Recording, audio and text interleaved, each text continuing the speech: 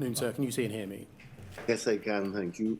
Good afternoon, Mr. Singh. Can we pick up, please, with poll 00101851, please?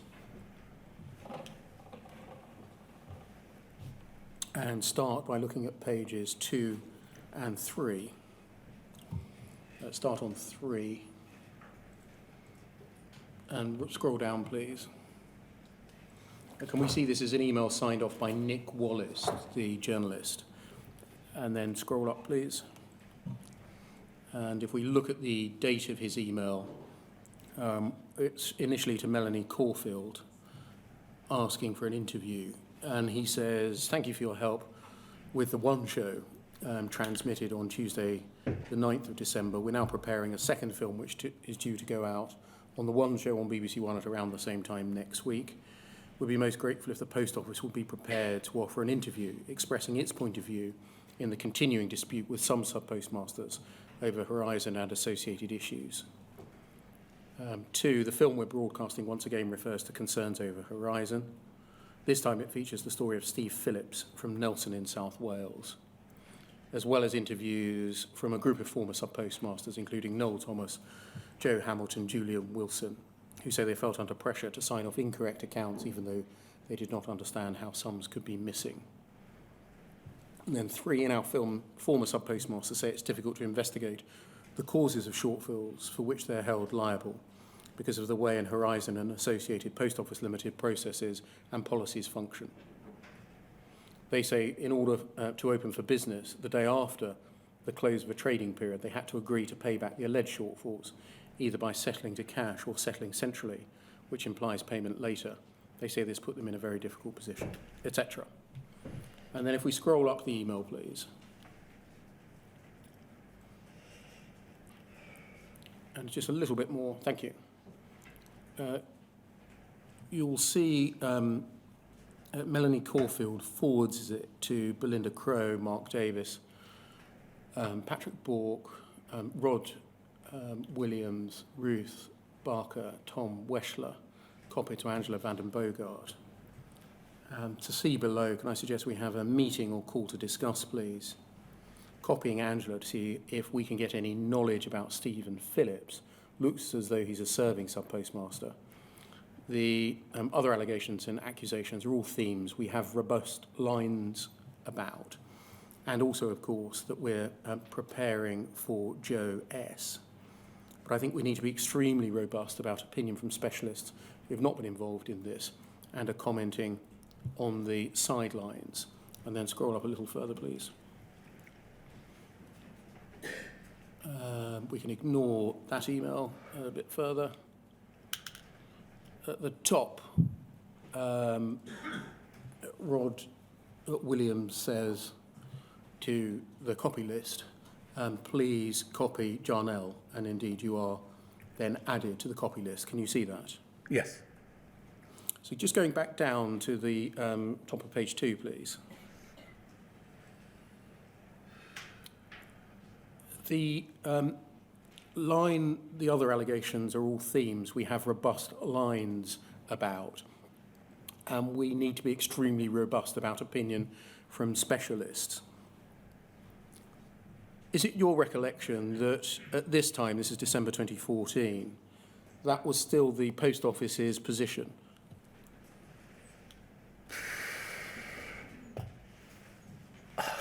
To be honest, I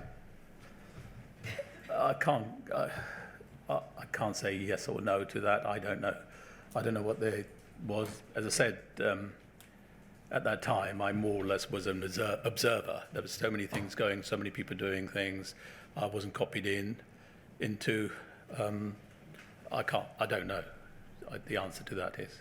Who was leading on the development of robust lines within Post Office at this time? I would have thought the communication team, presumably communication team, and presumably higher management or the board or the chief executive, I assume. I certainly wasn't. By that time, every time something happened, I just went through other external lawyers because they're the ones who were actually prosecuting or deciding on issues to do with the way they're going to deal with the sub-postmasters going forward, or presently. This isn't about prosecuting. This is about promulgating robust lines to a journalist who's about to broadcast a programme on the BBC, on BBC One. I can only assume. I mean, I can't assist you either way. Presumably, the communication team, that's their job, isn't it? Or that's what they're employed for. But certainly it wasn't. They're employed to communicate and to develop communication strategies, and they're employed for media relations reasons. They're not employed of their own volition to develop robust lines. They've got to come from somewhere, haven't they? Yes. It's not coming from me. It is above my head. I mean, I don't know how this thing works. That's what I'm saying to you, so I don't know. Why were you, at this stage, copied in on this chain, i.e. the development of robust lines ready for a BBC One broadcast? Presumably from a criminal criminal law aspect of it, because he's the guy who's said that I should be copied in, presumably being asked from a civil litigation point. This is the criminal litigation side of it. So that's probably why he said, well, maybe we ought to get another person on board who can give you other aspect of the, the side of it. Or is it because at this time, December 2014, you would have continued to say what we've seen in all of the emails we've seen this morning, that sub-postmasters are guilty? No. To the extent to which they raise questions about Horizon, they're jumping on a bandwagon or acting to distract from their own guilt? No, I've never held that view. Maybe in the email, that's how it comes across, but no, the answer is no, no, no. Every email that we've looked at shows that you wrote that. There isn't a single email showing you held the opposite view. Do you think? Why is that? I don't know. That's my answer is no. That's not the view I held from the outset. I never held that view. You're bringing this up over and over again, and my answer is no, no, and no. I disagree. Well, can you try and engage with the question rather than just say my answer is going to be no, no, and no? Well, I am engaging with it. You are repeating the same question but 10 different times. The answer is going to be the same, isn't it? If I'm doing anything wrong, the chairman will intervene. So kindly answer my question, Mr. Singh. Okay. If you held the view, if you had an open mind about the integrity of Horizon, rather than the view that we've seen expressed in countless emails now, why did you not reduce it to writing? How do you mean? What do you mean? Sorry? Why did I put it in writing? Why did you not put it in writing? If you had a genuinely open mind about Horizon, rather than everyone's guilty, if they blame Horizon, they're just jumping on a bandwagon, we'll win a few cases and those people will melt away like the midnight snow. Why do we not see any emails to say, look, I've got an open mind about this. We need properly to investigate it? Because I'm not involved in that level. That's why. And I've never held that view. I will never hold that view. It's just unfortunate that I was sort of dragged into prosecuting these sort of cases, or this particular case. Who dragged you in? Well, it was my case, straightforward case, and it turned out to be quite complex and difficult case. How did they drag you? Well, they didn't drag me in that Why did you just say that they dragged you? They were dragged in the sense that I was unfortunate to have this case that had all sorts of complications in it. I mean, if it wasn't a straightforward case, you would have got somebody senior like, Juliet McFarlane, who was the principal lawyer, or the head of criminal law. So, no, the answer is to that.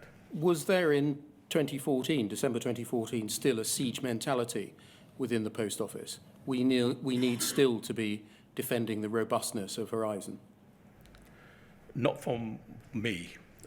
I don't know what the other people were thinking or whatever it was, but certainly I by that time I wasn't prosecuting, and I think I was just assisting as and when they're required, as you could tell from the email. Somebody said, well, look, have you included Jarnail Singh in? And all of a sudden they remember and they copy me in.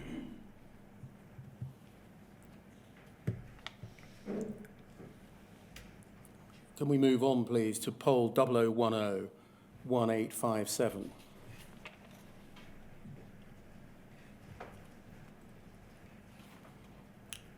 Can we scroll down, please? Can we see an email of yours of December the 14th, 2014? You say, my comments on Nick Wallace's one-show email dated the 12th of December 2014 to Melanie Caulfield by numbered paragraphs as relevant to criminal law are as follows. So this is a response to the email that we looked at. Yes? Yes. And you pick up his paragraphs in each case. So here's paragraph 3, and you say, here there are more options for the sub-postmaster. And then here's paragraph 4.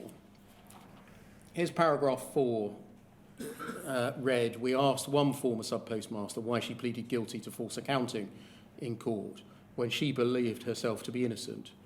She told us that she felt she couldn't defend herself because she didn't have proper records, that the post office had taken some potentially useful items and paperwork away during their investigation, and she felt she would be prosecuted for theft as well as false accounting if she had not pleaded guilty to false accounting. And your reply is, Post Office Limited cannot comment on individual cases. We don't know which case this is. Maybe it is someone who said one thing in interview under caution, which entailed an admission of dishonesty, of offence of dishonesty, but later chooses to misrepresent the facts purposely. Without knowing who it is and what she says, we cannot respondent further. Maybe it is somebody who we prosecuted recently, i.e. the file still exists, and if the BBC provides the information, we may then be able to verify this or otherwise. Why was your initial reaction without knowing which case Mr. Wallace was referring to, that the sub-postmaster may have admitted dishonesty and then later purposely misrepresented the facts? It wasn't my view.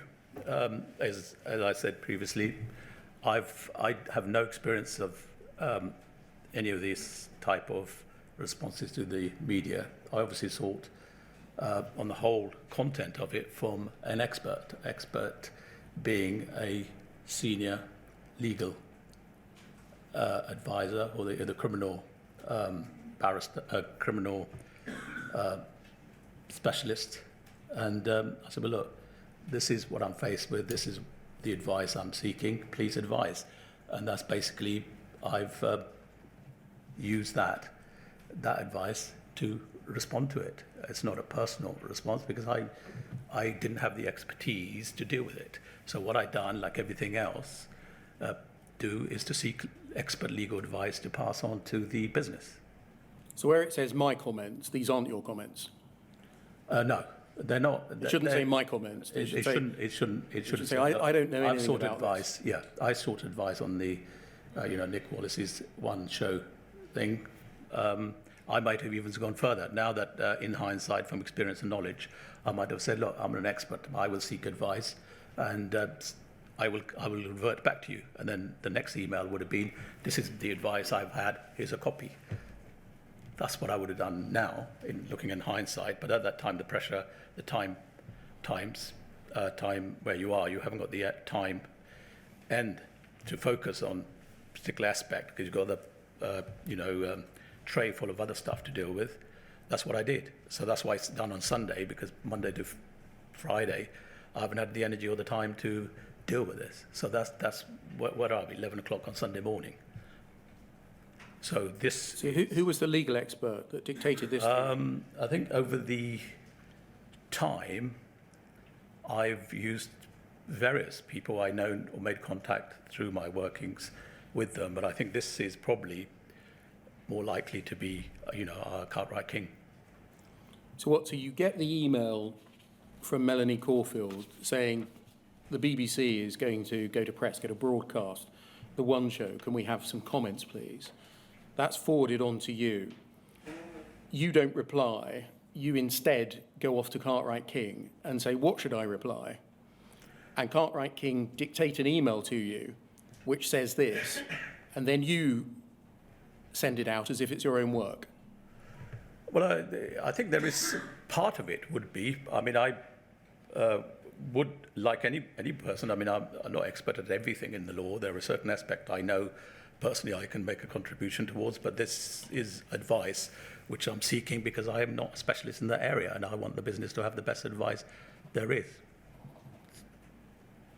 And so it wasn't your view that the person that the BBC were referring to, who they had interviewed, was somebody who may have said one thing in interview under caution, in which they admitted dishonesty, but then later chose to misrepresent the facts. That wasn't your view at all. I don't know. I mean, this is going back years now. I mean, presumably from past experience, knowledge, maybe not, but I can't say yes or I can't say yes or no to that, so I don't know. So we should be able to find an email exchange, should we, on all of these things, where you're going back to Cartwright King and saying, look, I've received this. Although I'm a senior criminal lawyer, I'm not expert in the criminal law. Can you help me out as to what I should say? Then we should be able to find a reply from Cartwright King saying, Jarnail, say this. I don't know whether it be email or just me chatting to them and they're either dictating it or me making notes. I can't, years later tell you exactly what happened. But presumably, if there is an email, you will be able to lay your hands on it because, it's there on the system wherever you got this from. Well, that's the problem. It's not. What we've got is the email sent to you and then your reply saying my comments are as follows. I don't know. I don't know what the answer to that. This is years on. My thing is you just. I can't assist you further. But you wouldn't associate yourself with this, would you? That there's a case of a sub-postmaster blaming the Horizon system. Your response wouldn't be, well, hold on, there might be someone who said things under interview, under caution, in which they admitted dishonesty, and they're now misrepresenting the facts. Without knowing about a case, you wouldn't say that, would you? No.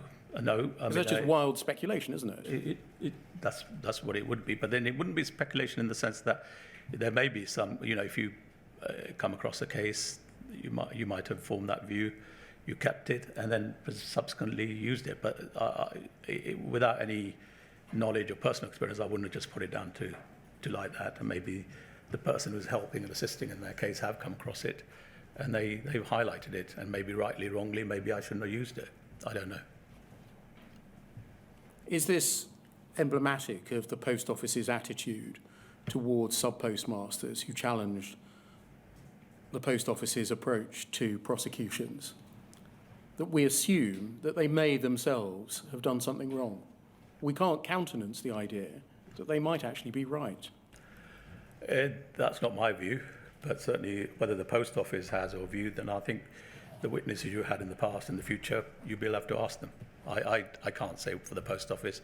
I know certainly I would. It's not my view. I didn't. I did what I had to do. Even though you're the author of an email which rather discloses that state of mind. I may be the author of it, but as I said to you, that no individual person can do this. It's got to be a team effort. It's got to be a unit, because otherwise it wouldn't work. But you put your name to all of these emails. Because you weren't some naive ingenue, were you? Probably looking in hindsight, maybe I was. Maybe I, maybe didn't think it through. Probably didn't have the time to think it through. Thinking through it now, I probably wouldn't have. Can we turn, please, to poll 0006 0974?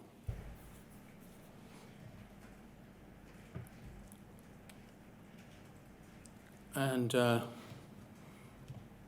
if we scroll down, please.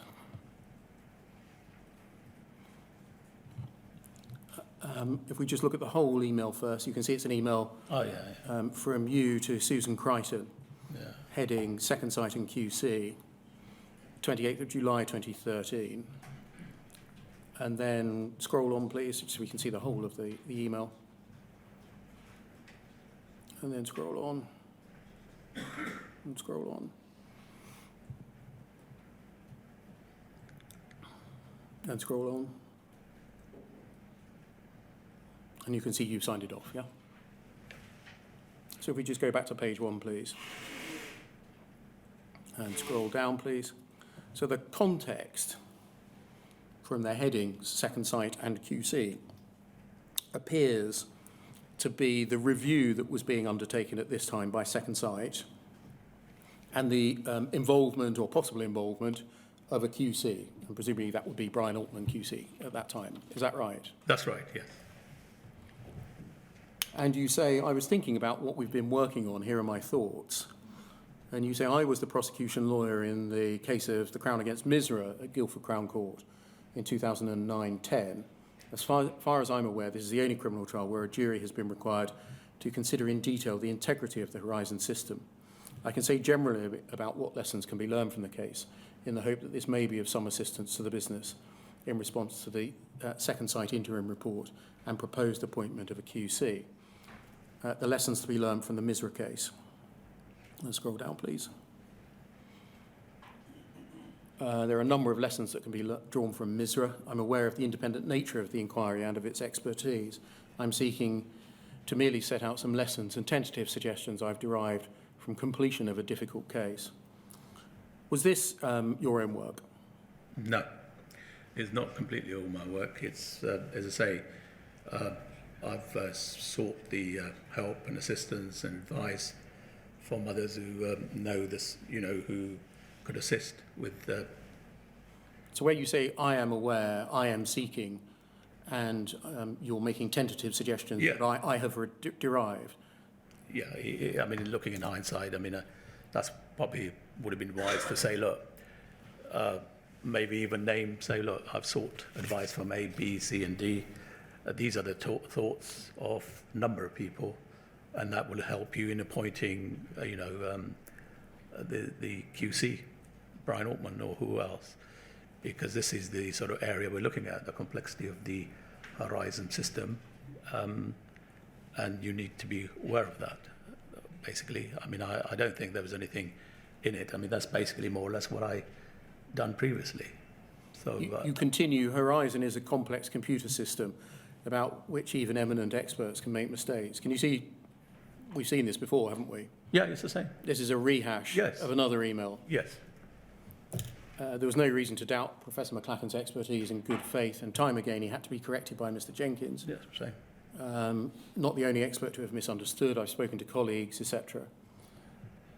So here you're passing off as your own thoughts a cut and paste of an email which itself was passing off as your own thoughts, something that was in fact written by somebody else.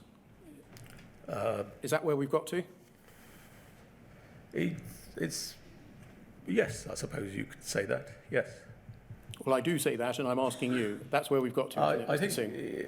I mean, I was involved in it. I needed other people's input to complete it, and this is just assisting legal counsel in the post office to help her to appoint somebody.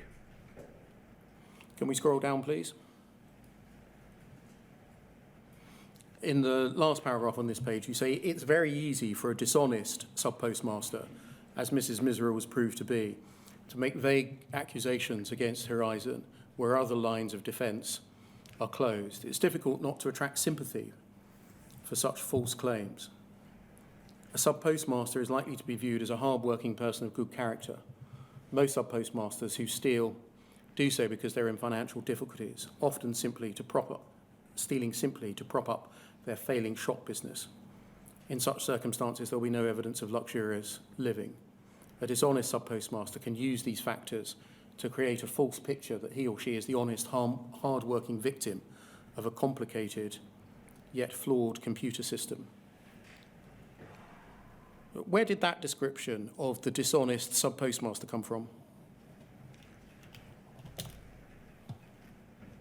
I don't know. I don't know where that came from. Presumably, the number of cases the post office. You're talking about Mrs. Misra here, aren't you? Well, that's the the fact that Mrs. Misra's case has been the one that's been more detailed, and that's the reason why it's been highlighted as Misra case. But it would be generally, it wouldn't be just one case. You would assume generally the pictures emerged. It wasn't just my view; it was view of the people who made a contribution towards this. Cartwright King hadn't been involved in the prosecution of Singh and Misra, had they? No, they haven't. No. So is it your view that you're referring to here then? No, I didn't deal with the whole of the case. As I said to you, that's because it was one of those cases where it was difficult. I was away quite a bit in that year because it was a difficult year for me personally. So you had other people picking up the case on and off and dealing with it. Whose view are you referring to here? Well, all the people in the criminal law team. It wasn't Is that the collective view of the criminal law team that we see revealed there then? No, I don't think so. It just, Who within the criminal law team did not hold that view? I don't think any of us did. It's just. I thought you just said that this is the view of the criminal law team. It's not a view. It's when you're writing something, it's something. It came about, but I can't give you. I can't say that that's the view we generally held, or in hindsight, it was a silly, stupid thing to do, I suppose. Sorry, in hindsight? In hindsight, it wouldn't be written like that, would it? I mean, maybe at that time. Well, not with you sitting here having to justify it, if that's what you call hindsight. No, what I mean is, when you had reviews and so forth, then obviously there's something wrong. But at that time, nobody was aware. Everybody was relying on it. I think so we assumed everything was fine. So at that particular moment in time, year 2010, the system was working perfectly as everybody was, as far as everybody was concerned. This is July 2013, when everyone knew that everything wasn't fine. Well, it's the background. Susan wanted a background or something. I think she mentioned something in a passing. Jarnail, can you help? And that's probably why I mentioned it. But you're still running the line, aren't you? That there's a presumption of dishonesty with sub-postmasters. They're to blame, not Horizon. No, that's not the case. I never held that presumption. I never assumed anything. It's what it was at that particular moment in time, at that particular date or time. Can we move on? That can come down, please.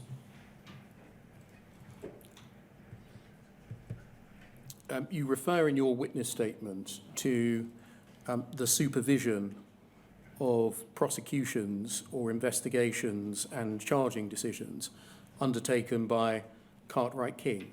And you say in paragraph 7 that in respect of criminal prosecutions, Cartwright King took over full responsibility for the lifetime of a case, and that you acted as a point of contact between the Post Office Limited and Cartwright King, and would request or forward information as and when required.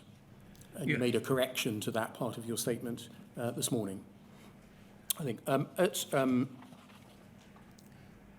in paragraph 7, you give the impression that you were essentially a post box between the post office and Cartwright King. Would that be fair? This is post-separation. I think at the beginning, I wanted to do things in a certain way, but I think as soon as Second Sight came on board, it was difficult because I had other pressures internally. I didn't have the resources, I didn't have the support, and I think I mentioned to you earlier this morning that I highlighted that to Susan and Hugh, and Cartwright King basically more or less sat in the seats of criminal law team as they were before. And yes, that's right. I mean, as and when they needed me, I was there. As and when I needed them, they were there. What level of supervision and oversight did you perform post-separation when Cartwright King took over responsibility in the way that you describe? How do you mean? With the criminal law team or where? Post-separation, you're the only criminal lawyer in Post Office Limited. Cartwright King, you say, take over responsibility, and you acted as a point of contact between the Post Office and Cartwright King. And I'm asking what level of supervision and oversight of Cartwright King's work did you undertake? I didn't. I think you're right. Probably was more of a. I can't remember, to be honest. It just.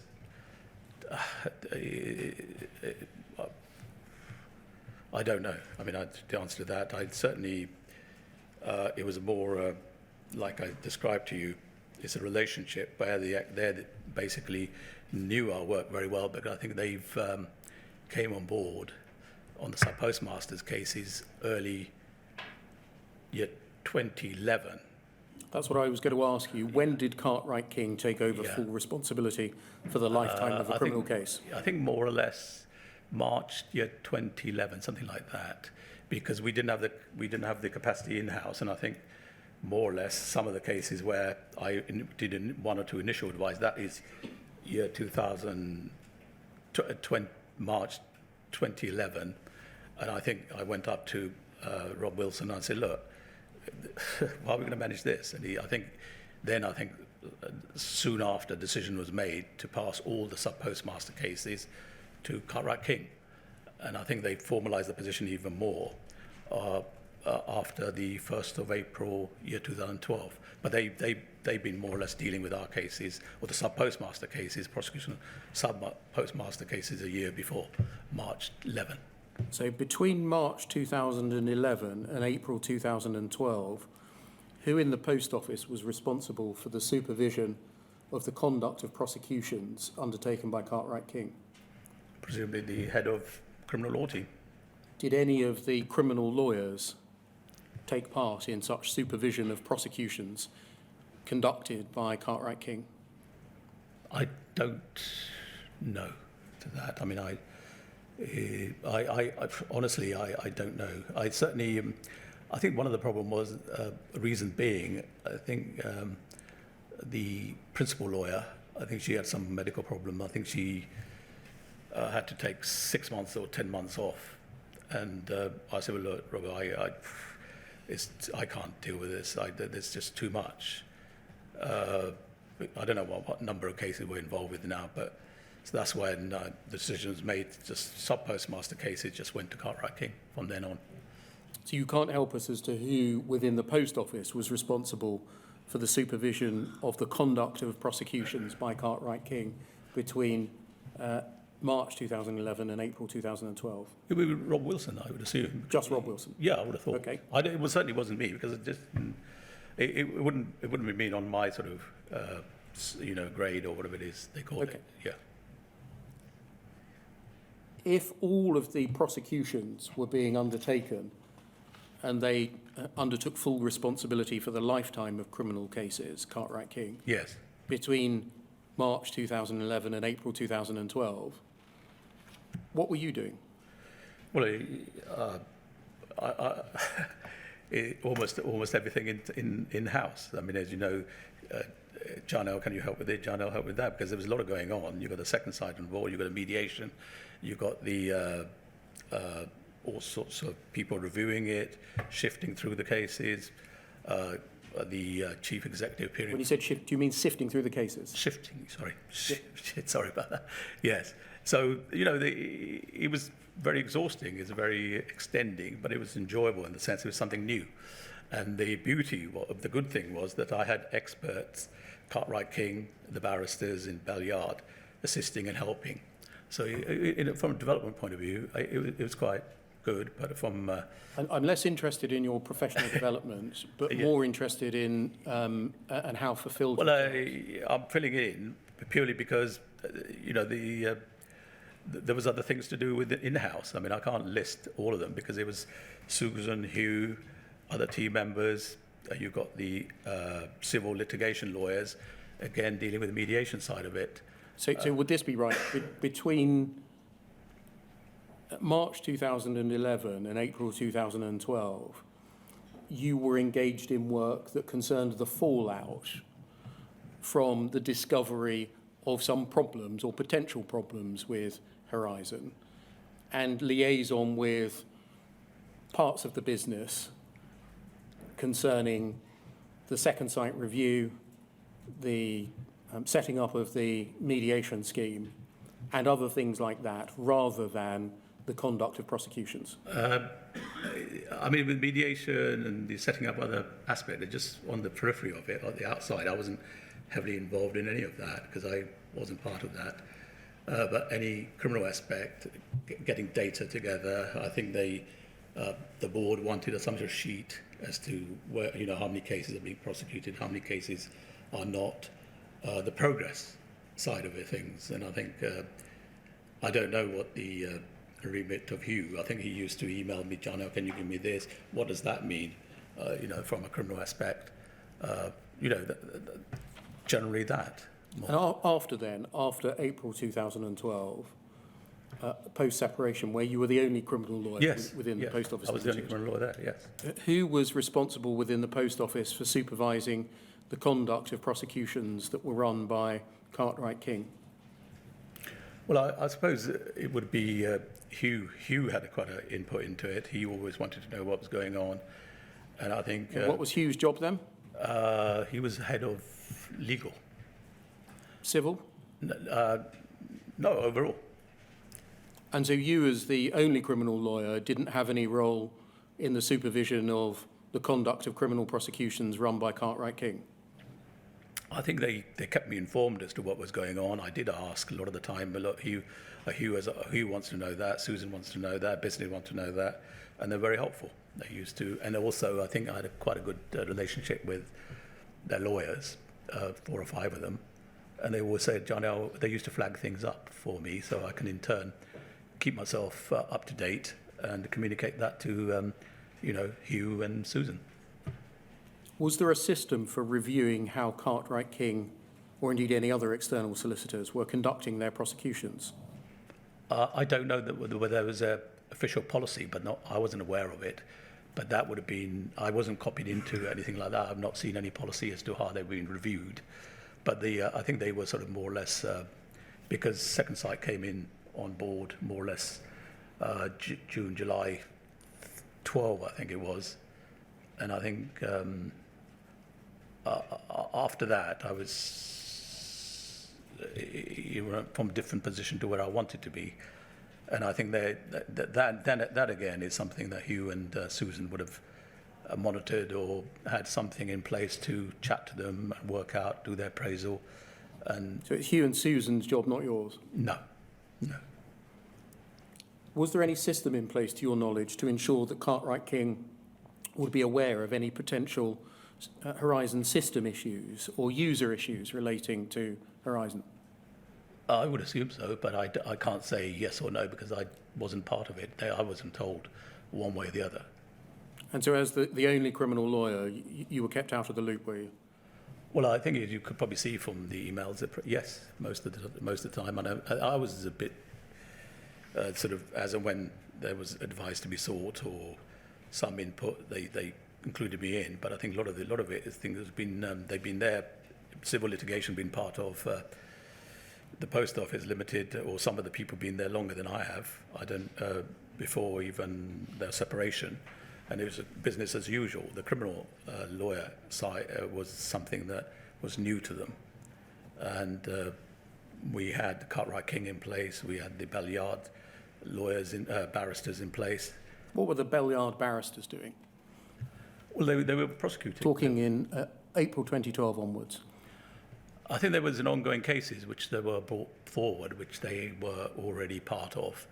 And I think then subsequently, Cartwright King either decided to keep in-house or to use them as and when there was London cases, but I can't help you with that. So can you just help us? I'll ask one last time.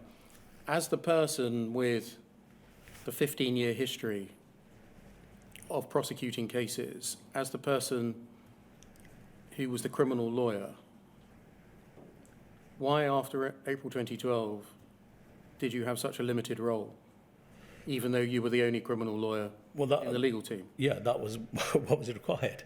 It just fitted in with whatever the business wanted. I mean, all of the prosecutions dealt with by outside. That's their model, or that's the way they wanted to go forward, and that's what the other areas of the law were. Same with the civil litigation. there was only Roderick, I think, there, and same as the company commercial, there was only one lawyer overseeing that. And that's the model. Maybe they misunderstood how it was going to work, but that's how it worked. And then subsequently other things took over. Can I turn to prosecution policies and charging decisions? Yeah.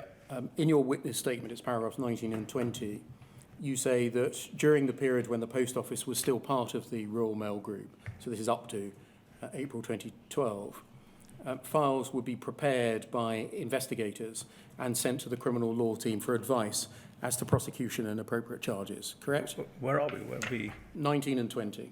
Okay. Do you want to put it on the screen, or can't we put it on the screen? Yep. There's no need. Put it on the screen if you want. Yeah, let's see. Witness statement. Page 8.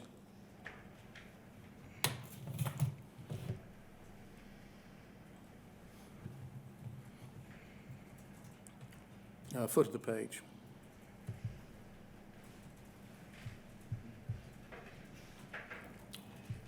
Foot of the page. Do you want to read those to yourself?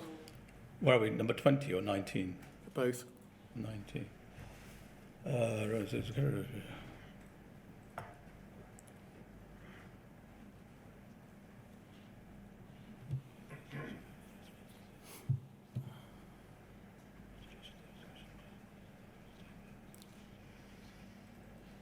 Okay.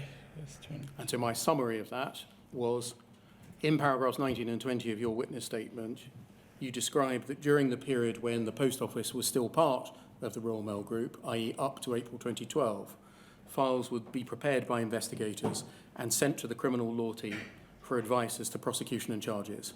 Is that correct? Yes. Right, good. That can come down then. In paragraph 3 of your witness statement, you say, as a criminal prosecutor, I will always do my best with the knowledge and evidence that I have in front of me. And at the time of each sub-postmaster case, I followed the relevant codes, policies and procedures and genuinely thought I was doing the right thing. Is that right? Yes. Yes. And in paragraphs 12 to 15 of your witness statement, you refer to policies governing prosecution and charging decisions and the conduct of prosecutions. And you tell us that you were not involved in contributing to or developing any of the policies that you list. Correct? That's CLT, isn't it? Are we looking at criminal law team now? Yeah, we have always been looking at the criminal law team in this set of questions. Oh, yes. I'm talking about before April 2012. Yes, yes. So you were not involved in the development of any of the policies that you list in paragraph 14? No. Sorry, in paragraph 12? The criminal law team, no. You were not involved in any of the development of those policies, nor contributing to them? Not that I'm aware of, no.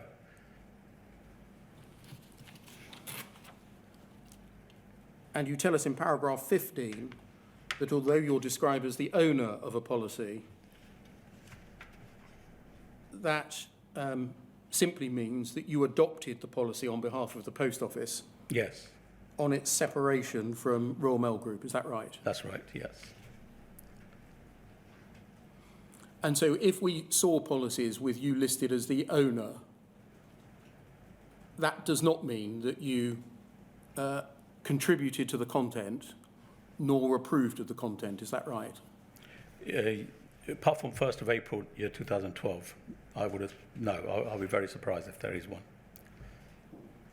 You tell us in paragraph 16 that the aim and rationale behind sub-postmaster prosecutions was both to hold the offender to account and to deter potential offenders. Yes? Yes. How was compliance with the policies monitored?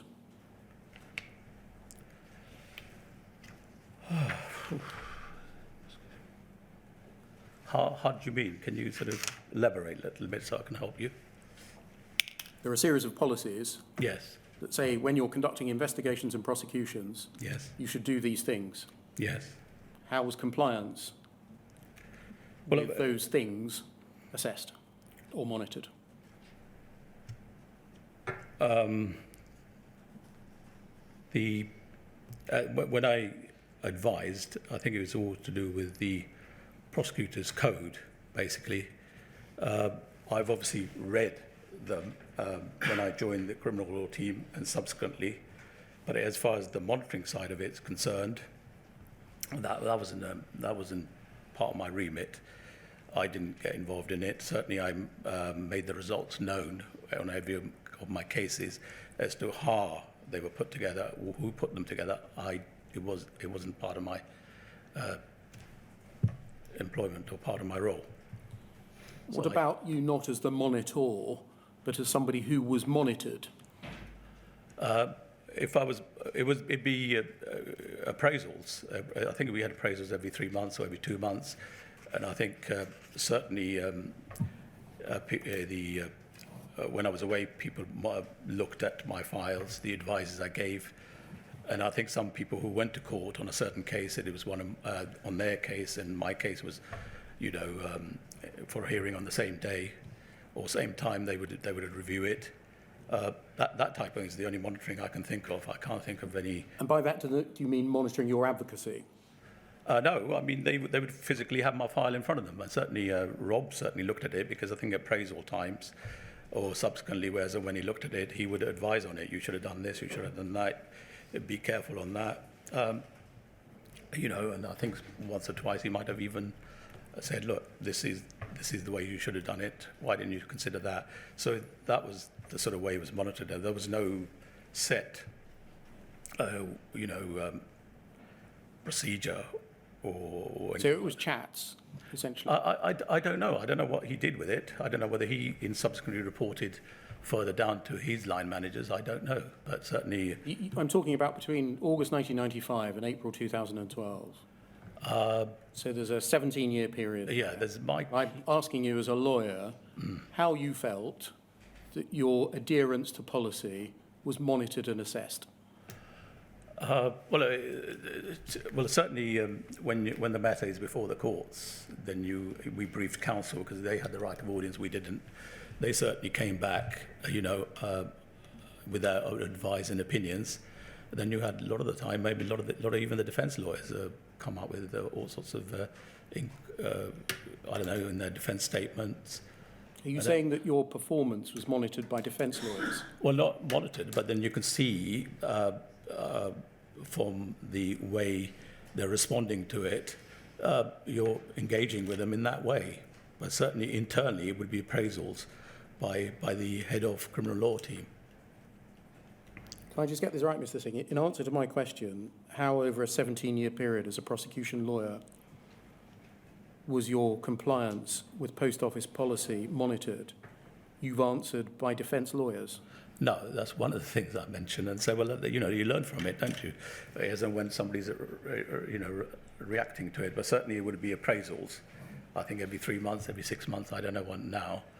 And certainly, we had conferences with the barristers, and they did the advocacy. They would do the opinions. But I don't know what my line manager did or what he did with the others or whatever. But certainly it would have been the line managers who would deal with it. Or the team lead, head of criminal law. What about from April 2012 onwards, when you were the sole criminal lawyer within Post Office Limited? Did you take on responsibility for the ongoing review of all Post Office policies relating to prosecutions and criminal law?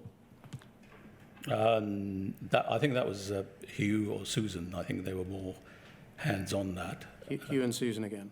Susan Crichton and Hugh. They in turn dealt with all that. I didn't get involved in that. Why not, as the criminal lawyer?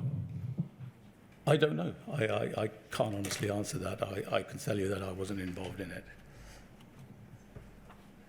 Was it because people didn't view you as having expertise? I can't tell what other people thought.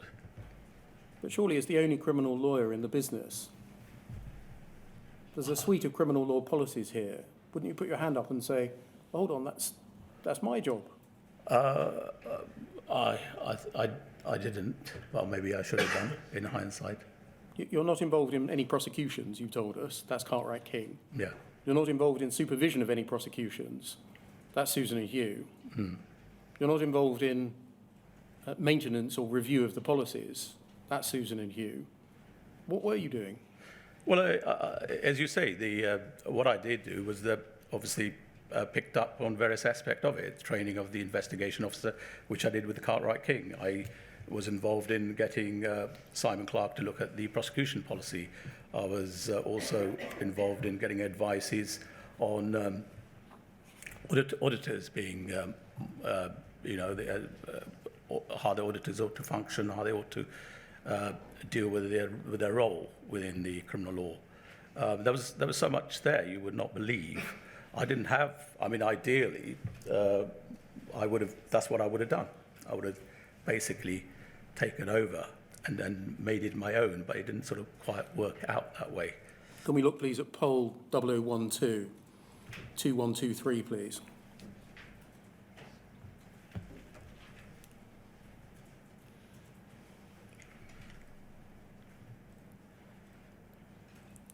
And if we scroll down, please. And sorry, keep scrolling. Thank you. An email of yours of the 31st of January 2013, so the period that I'm referring to, i.e. post-April 2012. You say, Hugh, Susan, John, Ulwyn, please find copies of the following papers for the above meeting: current poll prosecution policy, proposed enforcement, etc., etc. So a series of criminal prosecution and investigation and enforcement policies. Agreed? Yes, yes. This is seemingly for a prosecution's policy meeting on the 4th of February. Looking at the title, can you see that? Yes. If you had no involvement, as you've told us, in investigation and prosecution policy formation or development, why were you sending on prosecution, investigation, policies and enforcement policies for a meeting that you were going to attend? I've collected everything together, sent it on to them to approve or discuss it. I think they wanted that to be, because on separation, they wanted the board to approve it. I mean, there was some sort of process or procedure they were going through, and they asked me for those. So as I said to you, the Post Office prosecution policy was more or less adopted from the Royal Mail, and the same as the other aspect of it, the internal protocol for criminal investigation enforcement, that was adopted by the investigation team, and all the people who had an interested party in it, Susan or Hugh wanted them to be copied into it. So all I did, collected all of them, and sent it on to the relevant people to have a meeting on the 4th of February, and then subsequently, go through it and agree it, or not. You were just a postbox, really, a collector together of pieces of paper.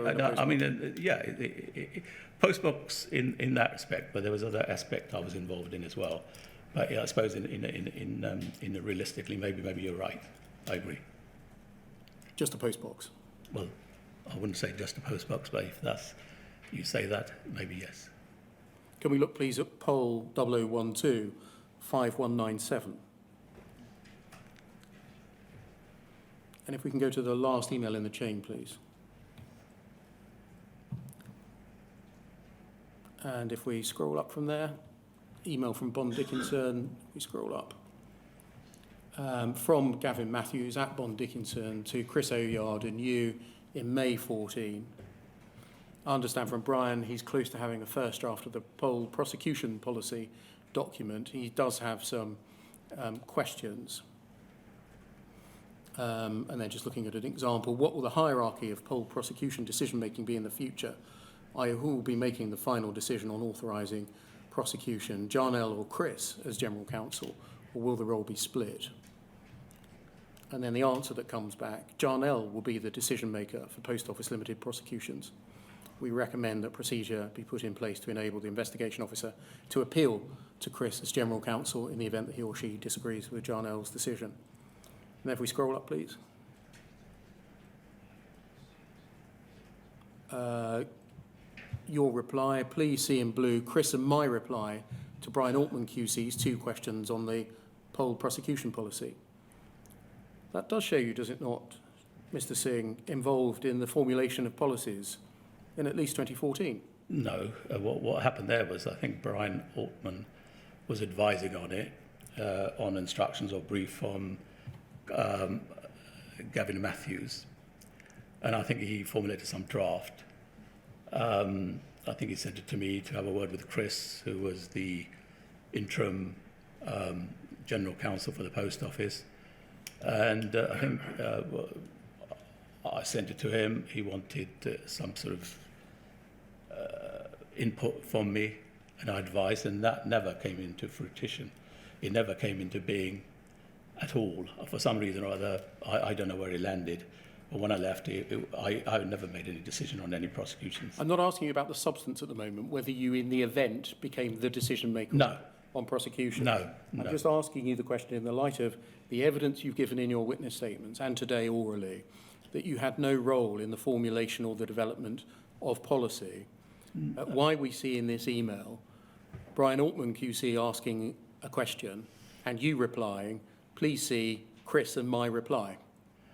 Which tends to suggest you had some role in the development of prosecution policy, doesn't it? No, that Brian Altman was asked to draft it by Bon Dickinson.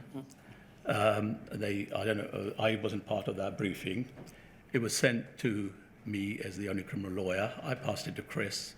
Chris wanted to discuss it or go through it and various aspects of it. I in turn advised him, I think, or we discussed it, and there was a couple of points, questions he wanted to clarify or put forward to Brian. I passed it on to Gavin Matthews of Bon Dickinson, and he passed it back. And I think then Brian came to have a meeting, and I think that's where it was left. Nothing went forward, But backwards. Mr. Singh, this does not say, please see below Chris's reply to Brian Altman's questions. It says, please see below Chris and my reply. It's your reply, isn't it? It's my email, I suppose, but... No, it's not just your email, because I wouldn't be asking you questions if this email just said, please see below Chris's reply. Well, obviously I'm asking you the questions because it says Chris and my reply. Well, because we discussed it. I mean, Was it not your reply then? Well, I'm working for an organisation. It's a joint sort of. He's the general counsel. He asked me to come and explain certain aspect of it, and I did. And then he said, "Well, Jarnail, I agree. I disagree. Jarnail, I don't understand point 1, 2 of these questions. Or can you pose those 2 questions for Brian to clarify?" That's my involvement in it. It wasn't something that I put forward or didn't put forward. I mean, it was not. Nothing since then. That maybe that's it as far as I can help you with. I can't help you any more than that. Well, you've been very helpful. Can we move on, please, to poll 0010-4747? This is a casework management policy, and if we look at the foot of the page, please. Sorry, that's it. That's unfortunate, it doesn't include the data. If you can just go to the end of the document, please. And scroll up. Thank you. You can see that this is effective from March 2000 with a review date of January 2001. Okay? Okay. And if we go back to page 1, please.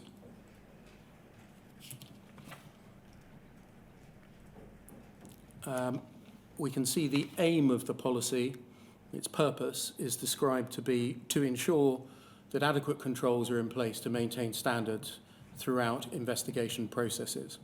Would this have been a document with which you were familiar back in March 2000? Too long onwards. It's just too long ago. I mean, I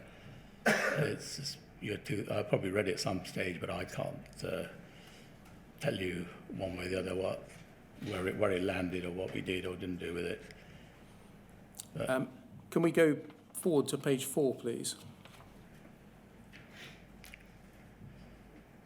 And scroll down, please.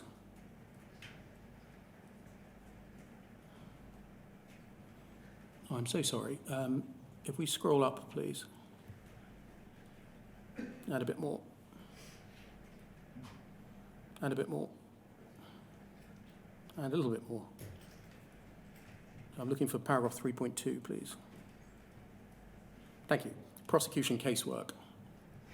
This would have been a policy, whether you remember it now or not, that applied to you as a prosecutor from March 2000 onwards. Agreed? I don't know whether this is a prosecution policy, because I think all I relied on most of the time was the prosecutor's code. By that, do you mean the Code for Crown Prosecutors? Yeah. The CPS document? Yeah. What about any internal post office policies? Well, I think prominence was the was the prosecutor's code. I don't know the other side of it, to be honest. I mean, it's such a long time ago as to how I padded out or I had any influence or input into it, but that was the one we concentrate on. So you're dropping your voice there. I couldn't hear So you. they get dried up. If you just take a drink, thank you. So this isn't something that you now remember as something that you worked to when you were conducting prosecutions from March 2000 onwards? I don't remember it now. It's just Let's have a look at it anyway, see whether any of it jogs your memory. It says details of evidential requirements and casework preparation and submission timescales are set out in the prosecution guidelines issued to all investigators to maintain standards and ensure consistency. Official forms should always be used in preference to locally produced forms, and then scroll down. Looking at the fourth bullet point, enclosure envelopes should be used to enclose the following supporting documents: Appendix A, Appendix B and C, and you can see the list of documents that should be enclosed, I think, when a file was sent to legal services. Does that list of documents remind you of the type of documents that you got when a file was sent to legal services? well, at that time, I think maybe there's more or less, but that seemed the standard, isn't it? Everything's there: the search, the friend form, disclosure forms, confidential report, copy of a tape-recorded interview, that type of thing. Yes. So the reason for asking, can I make it plain, Mr. Singh, is that the inquiry is interested in the nature and extent of the material that a lawyer got to see at the point on deciding evidential sufficiency and public interest. And I'm asking you, is that a list of the things that a lawyer would see when they made an evidential sufficiency decision and a public interest decision? I would have thought that would be the basic. Maybe later on there were more added onto it. I don't know, but certainly that seems, more or less every investigation file would have or should have. So it included at least this, but maybe more. I would have assumed so. Yes. I mean, to be honest, I've been out of practice on the post office side of it for such a long time. And especially the date of the document, I don't know whether they modified it. There's more to it. I don't know. When you got files, importantly, did they include schedules of unused material? Yes, yes, they should do. I would hope so. Yes. Hope is, well, they should be. is Yes. a great thing. I'm asking you whether they did. Yeah. Well, yes. And so you would be able, when you're advising on evidential sufficiency and public interest, to see what unused material there was, at least by list. They should. I think if you look at the, I didn't do the training, but I thought it's a must, isn't it? Yes. But never mind whether you did the training. You were receiving these things for 17 years. Yes, I suppose yes, but I don't recall it now as to each and every single file had it. I don't know that, but that looks like it should be in the file. Yes. Which documents did you have regard to when making a decision on evidential sufficiency? Well, all of them Well, I mean, disclosure forms, confidential report, interview, tape recorded interview, investigators report. I mean, they're all relevant, aren't they? Search records, friend forms, they should all be there, shouldn't they? Because if they're not, then how can you advise without them? And so you wouldn't just read the investigation reports, you would read the underlying material, is that right? I think so. Well, yes, yeah. And never mind the documents that you should receive, thinking about the approach that you should take or the test that you applied. You've told us, I think, that you had regard to the Code for Crown Prosecutors. Yes. Was there any Post Office Limited document that helped you on how to apply that test in the context of a private prosecution? I don't know. I don't know. Unless it was with the inquiry papers, I don't know. Because the Code for Crown Prosecutors is written for Crown Prosecutors, and it's written at a level and aimed at an audience that is broad and diverse, because it involves shoplifting in Newcastle and murder in Bodmin. Yes. Was there anything that applied that to private prosecutors in the context of the Post Office, carrying it into effect in your business? Well, that's the way I was trained. That was the way the other lawyers I worked with, and we adopted the same. I mean, the evidential test, the public interest test, and the disclosure, and alternative way of dealing with it in view of the public interest test. That's what we applied. I don't know what more you're asking me about. I don't know any more than that. Can you recall any case in which you concluded that there was sufficient evidence to prosecute to provide a realistic prospect of conviction, i.e. meeting limb 1 of the full code test, but nonetheless you decided that prosecution wasn't in the public interest under the second limb? I think so. I think few. I think probably few. I mean, I can't give you the names, but I think I did. Can you remember? Sorry, this document can come down so the chairman can see. What was the context, even if you can't remember the names? Full code limb 1 met, but it's not in the public interest to prosecute. Well, there was I think there's a figure of 5,000 somewhere. Health. Sorry, just taking them in turn. There was the figure of some 5,000. I think it's 5,000. I think they, for the back of my mind, if there's less than 5,000 or around about 5,000, was the figure. It's not in public interest of the Post Office. And when did that criterion apply? I can't say whether it's always been there, but I can't tell you the precise date. Certainly the health of the person. So hold on. So on that one, the alleged loss was less than 5,000 pounds. I think it's about that. I think it was about 5,000 around about that time. I can't tell you as and when, but that figure for some reason comes to mind. Okay, and so health, that's the health of the defendant. The health of the defendant, his family, the circumstances, the period of offending, was it one-off offence, I think part of it was whether they repaid the money back, and also I think the cost of prosecution in light of the overall, the overall case. Thank you. There's about 5 or 6 of them, I think. That was all. In your time, in the 17 years before separation? Yeah, I think what I did have a template. I had a habit of actually, on the side of it, the public interest test, about 6 or 7 different bits I used to look at, and sometimes even go around chatting to people and saying, look, this is what I got, it's sort of marginal, what do you think, what should I else should I need to do to either prosecute or not, that sort of thing. Yeah, there was various aspects. I mean, I'm sure there was a number of cases, but certainly there has been where we not prosecuted because of the public interest test. Thank you.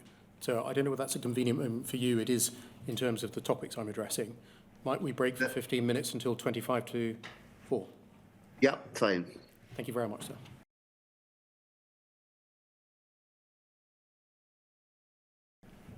Sir, good afternoon. Can you see and hear me? Yes, thank you. Thank you, Mr. Singh. If, as a criminal law team lawyer reviewing a file, you took the view that the full code test was not met, would you nonetheless refer the case to a nominated decision maker within the business for a charging decision?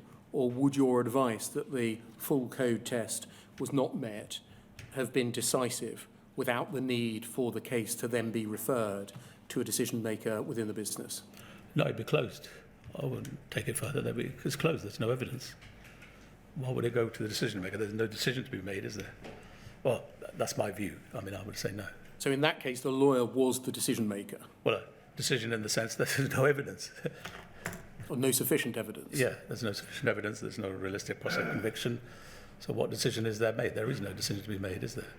So an individual within the business, a non-lawyer, could not form the view that there was sufficient evidence if the criminal law team member had advised that there was not? Well, I would assume, yeah, that would be my view. I would have just probably taken it to the head of a criminal law team and say, look, this is where it is. We're closing the file. What do you want to do with it? But I don't know how I pad it out. But certainly there's no evidence. There's no case, is there? If you, as the criminal law team lawyer reviewing the file, decided that it was not in the public interest for there to be a prosecution, would your advice be determinative? Or would the case then need to be referred to a nominated decision maker within the business to actually decide the issue? Again, the test has not been met. So there would be, I don't know how physically where it lands, but certainly as far as the prosecution team or criminal law team is concerned, it finishes there. I would have thought, yes. In your statement, you tell us that cases were kept continuously under review in accordance with the Code for Crown Prosecutors by the lawyer with the conduct of the case and by counsel instructed in the case. Is that right? Yes. Where are we? Have we got? It was. I'm not taking you back every time. Yeah. It's, if you can just trust me for the moment to summarise what you're saying. It's paragraph 21 of your witness statement. Sure. That. Does that mean that even after a decision was made to charge someone with an offence, the case was kept under review to ensure that the full code test remained met? Yes, continuous. It's an obligation, I think, and a duty, yes. And would such continuing duty be discharged into both the evidential sufficiency part of the full code test and the public interest element of the full code test? Those two elements got to be in existence, hasn't it, for there to be a prosecution case. And was that formalised in any way, i.e. periodic review? I don't know. I mean, I can't say one way or the other. I don't know whether there was. I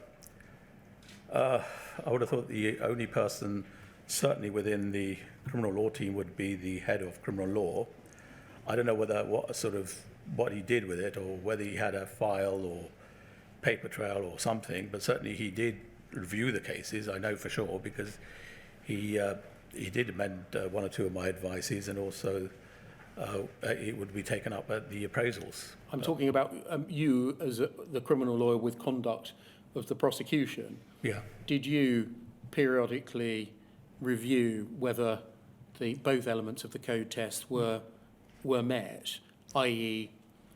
a set period of time, we're 3 months in, we're 6 months in, we're 9 months into the investigation or the prosecution.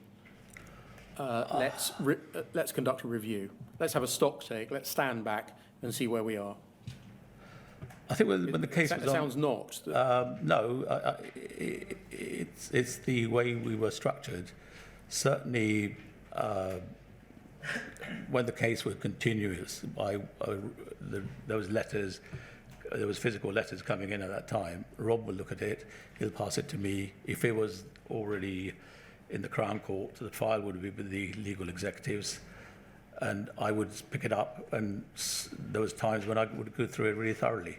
There was a period, I can't say every 3 months, every 6 months, I don't know, but there was a period when I would look at every single file, as to, I can't say, every 3 months, every March, every June, or every September. I can't say for sure, but there was a period when I would look through quite a few of the prosecution files. Was there any record kept of that, i.e. the continuous review at periodic stages in the life of a prosecution? I didn't keep any records. To be honest, I didn't. As to whether Rob did, as head of criminal law team, I don't know. I think it's right, you conducted some of the advocacy, is that right? In the magistrates' court? In the magistrates' court, yes. And was that just for your own cases, or did you conduct the advocacy on behalf of the Post Office for other case holders? I think at the beginning, when I first started, the first 2 years, or maybe longer, I did advocacy and the cases and conferences, Crown Court cases for other fee case holders, and also mine. And depending on if there was my case listed or somebody else's case listed at the same time, and it'd be one of me or somebody else would deal with somebody else's case as well. So when did you stop doing advocacy? I think it's towards the end, because we didn't have the bodies, we didn't have the lawyers to do it. So towards the end, do you mean by reference to April 2012? How close to that? I don't know, but probably when I think Debbie Staples started working from home, then we had our local agents or the barrister from Bell Yard would do the advocacy. They would deal with it. To what extent were local agents or the barristers from Bell Yard told that they should conduct a review of the continuing merits in evidential terms of a prosecution? I think when they were briefed, once the matter was committed to the Crown Court for trial, or when the pleas had been entered, we had a committal bundle where we sent everything to them, and they were asked to advise on evidence and settle the indictment. Then I think, at that stage, I would assume they would read all the papers and they would advise whether those two tests are met or not.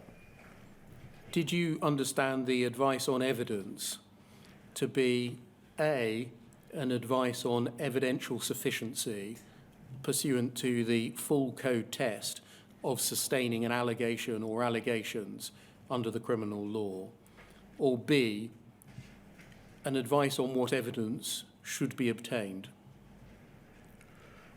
I think they would have contained both. I mean, sometimes, it would be evidential, importantly, and secondly, they would advise whether further evidence is required. So when you were sending instructions to counsel to advise on evidence, you expected them to advise on evidential sufficiency in maintaining the proposed allegations? Yes. Did you expect them to advise in writing? I think most of the time they would do, but there was the odd occasion where they just phone up because they're dealing with a case or long trial, 2 or 3. But most of the time it would be an email. Or I think when they settled the indictment, assume they read the papers and they thought there was sufficient evidence for the case to be, put forward in the Crown Court, to progress in the Crown Court. That was my second question. Sorry, yes. We're going to come on to what settling the indictment meant to you. Can we just stick with what the advice on evidence meant to you? Yeah. You took your instructions to counsel to settle an advice on evidence to be, please advise us whether the evidence meets the full code test. Yes. In respect of the proposed allegations. Yeah, I would enclose the draft indictment or the copy summons, yeah. And did you receive back advices on evidence saying, charge 1, I've read the witness statement of Mr. A, the witness statement of Mrs. B, and It seems to me that if you take those two together, plus some exhibits, there's a case disclosed that meets the full cause test. Sorry, say it again, sorry. Yeah, did you actually receive advices back from barristers which said, I've looked at the papers, I've read them, and this is the evidence that discloses that the full code test is met? We had opinions, we had advice. I mean, I can't tell you exactly what that is. That's what it said. Sometimes you just had the indictment back, but there was occasions where they advised that, the further evidence is required for this. That's a slightly different issue, that further evidence is required. I'm asking you what advice you got back from barristers that said, I've looked at the papers, I've analysed them. In my view, there is a realistic prospect of a conviction, or in my view, there is a realistic prospect of a conviction because A, B, and C. I can't recall, to be honest, if it was like that, but certainly, I can't recall. But there probably was occasion, it's a while ago. What about settling the indictment? You send instructions to a barrister to settle the indictment. You get back by email or hard copy an indictment. Did you infer or take from the sending back of an indictment anything as to evidential sufficiency? Two ways they could have done. They've done the opinion plus they settled the indictment, say we agree with it, but you need to do A, B, C. Or they would say, we're happy with the paperwork, lodge the indictment, here's a copy. So I assume from that everything was in order. We complied with the witness statements or whatever the barristers were. They were happy with it. I think that, So you would infer from the act of sending back an indictment yes, that counsel believed that there was a realistic prospect of maintaining each of the counts in the indictment? Yes, because yes. And the other thing is that sometimes most of the time I would draft the indictment for them and say, his counsel is a draft indictment. They would say, Jarnail, your draft is fine, lodge it. So there would be just one liner in an email. Or they would even attach a copy or put a copy in the post, depending on what period we're talking about. When you were providing legal advice on prosecution decisions and evidential sufficiency, when you were assessing whether to recommend a prosecution or not, did you give any consideration to the accuracy of Horizon data?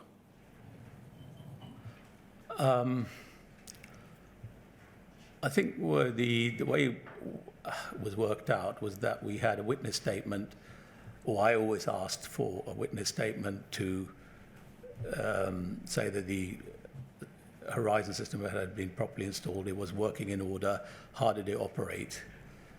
That was initial, and I think subsequently if there was in the interview that mentioned the fact that there was in the interview the sub-postmaster mentioned the fact that it pointed to say it was the Horizon, it wasn't me, then certainly I would ask the investigation officers to actually find out what the problem is. So in the first of those instances where somebody had not raised an issue in interview or otherwise in a defence case statement or the like, you nonetheless believed it was important or necessary to be able to prove that the data produced by Horizon was accurate and reliable? Yes, absolutely, yes. And why was that? Because it's a machine, isn't it? It's a machine. So there was a standard line I certainly put in, which when I worked with the other people, when I did the advocacy or the barristers in conference, used that line always, and they always had somebody come back to say that it was properly working, it was properly high operated, and it was working. I think there's 2 or 3 things I always used to put in, because it's a machine, it can go wrong. So we need somebody to say, look, how he operated, whether he worked or he didn't. So it was your view that it was a necessary element of the absolutely. prosecution case right from the beginning, Yeah. irrespective of whether a prospective defendant had raised a horizon integrity issue?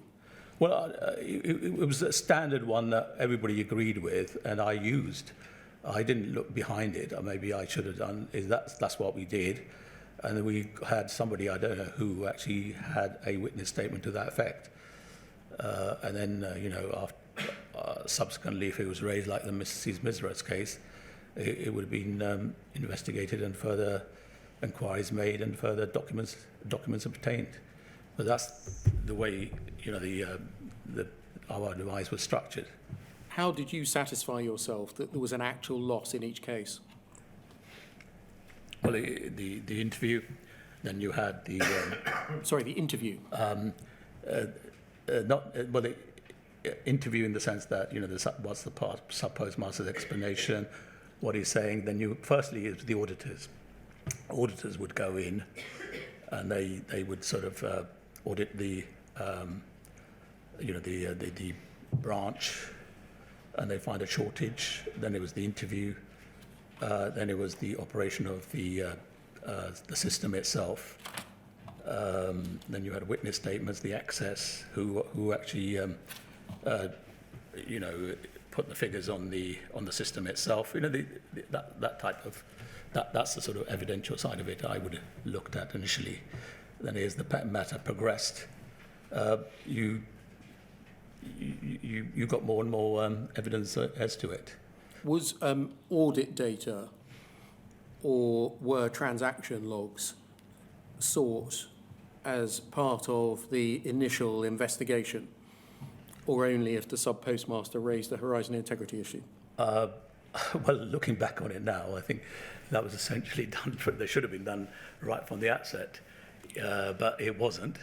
That was if the sub-postmaster raised the issue, or subsequently Section 8 application, or that's when it was triggered off. But initially, those are the way the case actually progressed from the outset, and then as and when the case progressed, the further evidence, the horizon issues, if they came about, that's when the data transaction logs were requested, but they weren't requested by me. I requested it from the investigation officer. The investigation officer obtained it from whoever, and now we know where they should have got it, and maybe they should have got it from the outset. I don't know, but we didn't at that stage, at that time. Was it your view that it was a matter for the defence to raise an issue with the working of the horizon system, for the defence to ask for ARQ data? I don't know whether it was not my view. I think that's the way we operated. If it was raised in an interview, it certainly would have, the officers should have done that from the outset. But looking back on it now, I'm surprised that nobody picked it up, that it should have been obtained, initially from every single case. Can we look at a passage in your witness statement, please? Where are we? Page 34, paragraphs 99 and 100. Sorry, say it again. It will come up on the screen, Mr. Singh. Okay. Page 34, paragraphs 99 and 100.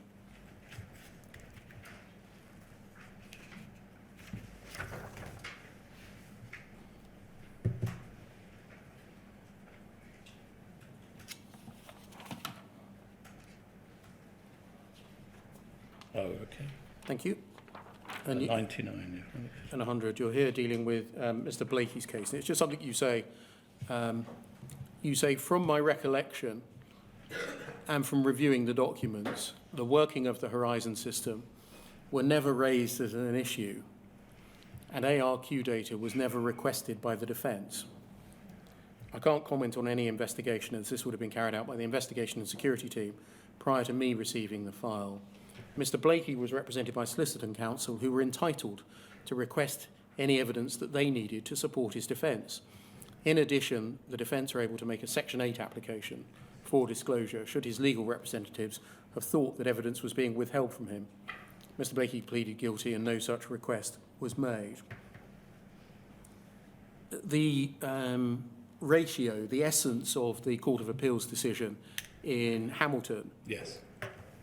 is that obtaining the evidence that the Post Office relied on to prove that it had sustained a loss was not something to be subcontracted to the defence to raise. Yes. It was a necessary step for the prosecution to prove the case. I think you understand that now, having Yes, of read course. the Yes. Court of Appeal's Yeah, decision. yes. Aren't you here, in these paragraphs, throwing the obligation back on the defence? Isn't that what you're doing by these paragraphs? Well, obviously I'm wrong. I mean, it should have been done from the outset. I mean, yeah, I agree. It should have been done from the outset. That's what we did. It was wrong, and I think certainly counsel's opinion and advice said that we should, and maybe one of us should have done. Sort of said, no, we're not having it. We need that, and that is a sad reflection of where we are today, and we shouldn't have been. And it is what you express here in these paragraphs in 99 and 100 essentially the view that was operative throughout your time in the Post Office when you prosecuted, that the obligation was on the defence to raise horizon integrity and proof of loss, i.e. essentially reversing the burden of proof? Well, otherwise I wouldn't put it in, would I? I mean, that's my witness to the best of my, that's the statement I made. That's what we did. But as to your second bit, I'm not sure I would go as far as that. I mean, I think we're sort of, I mean, certainly from my point of view, I'm a normal person. If I thought there was something wrong, we need to obtain it, I would have done it. But obviously I didn't, and I was wrong. Looking back on it, it's in black and white by the Court of Appeal and I accept that wholeheartedly. And It's just that you were still saying it in your witness statement here, which is the 6th of October 2023. I'm saying it because that's what we did. I mean, if I put it like that, could I actually say that? I can't say that, can I? This is how we worked. This is how we did things in year, from year 2000 to year 2012. I mean, if I put, all that sort of stuff, you'd be taking me to the contrary view. You didn't do it. Why didn't you do it, Mr. Blakey? Why didn't maybe I'm saying too much, but I do feel it very strongly. I do feel really hurt that we didn't. That we let 12 years go by and nobody picked that up. That where are the RRQ? How the hell are we proving this? But that's the way we did, and that's where we are. But that's why we are today. But we shouldn't have been here. That can come down, thank you. And I think it's right, therefore, as you tell us, I'm not going to ask for these to be put up, but it's paragraphs 89, 109, 123 and 146, that audit data was not requested in a number of criminal proceedings which ended up in a conviction. Please explain to me, it's late in the day, I'm not as young as I used to be. Say that again and slowly, So please. you tell us in passages in your witness statement when you're referring to case studies that we're looking at. Yes. It's paragraphs 89, 109, 123 and 146, so 4 cases. Yeah. That audit data was not requested in criminal proceedings. Is that what I say? Where did I say that audit data? Well, let's have a look, if you want to look at each. Are you talking about whatever it is, AQ, whatever it is? or are you- ARQ data. Paragraph 89 89, sorry, yeah. Hang on. on page 30. 89, there is no horizon data dogs rested. Yeah. There was no data. Yeah. So what I've done is I've looked at each of the passages in your statement. Yeah. There are 4 different cases where you say we didn't seek ARQ data in those No, we cases. didn't. No. Whether the officers did at the outset, but we didn't get copies. And as I say, if I'm making this statement, I wouldn't be saying that, would I? Certainly in the Blakey case, you had Jane Kay explaining the system, the workings of the Horizon system and the operation of it. But as to the logs, they weren't there. And if we look forward to page 37, 37. Yeah. paragraph 100, that's Susan Palmer's case.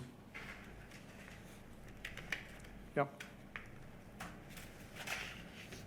No Horizon data was requested in this case, yes? Did you say page 37? Yeah. I think Mr. Beer means paragraph 109, Oh, I'm so Oh, sorry. sorry. page 37. Thank you. Yeah, sorry, yeah. Yeah, well, that's what it says. I mean, I looked at the paperwork you supplied, and it wasn't there. So if it wasn't there, we didn't request it. Or Page the officers didn't request it. 41, please.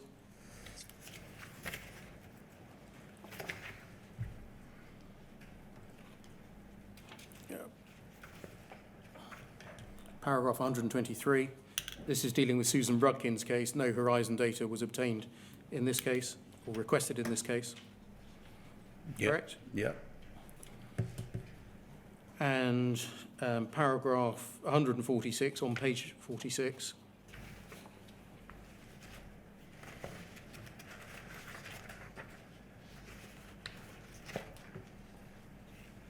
Foot of the page, on page 46. Yeah, well, Just scroll down. Thank you. No Horizon data was requested from Fujitsu in this case. sorry. However, in an advice note, it says, I requested further witness statements, including a statement addressing the IT system. That's a Julian Wilson case, isn't it? It is. Yeah, I think that's. I think he mentioned that there's a problem with the Horizon. I think I did my advise, asked for it. That subsequently counsel confirmed it. I did sort of send counsel's advice and requested it, but it's subsequently Mr. Wilson, counsel, they pleaded guilty before the data was in hand. But that case was, I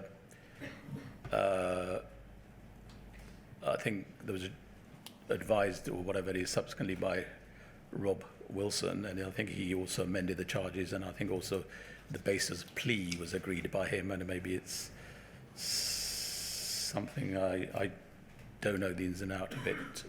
So in these cases, and there are many, many more, Yes. the Post Office did not obtain audit data, correct? Yes, correct. Thank you, that can come down. Why did the Post Office not routinely obtain audit data to inform investigative and prosecutorial decisions? I don't know. I mean, I'm not the part of the team to make that decision. And like I explained to you, the initial advice was formulated the way I explained to you.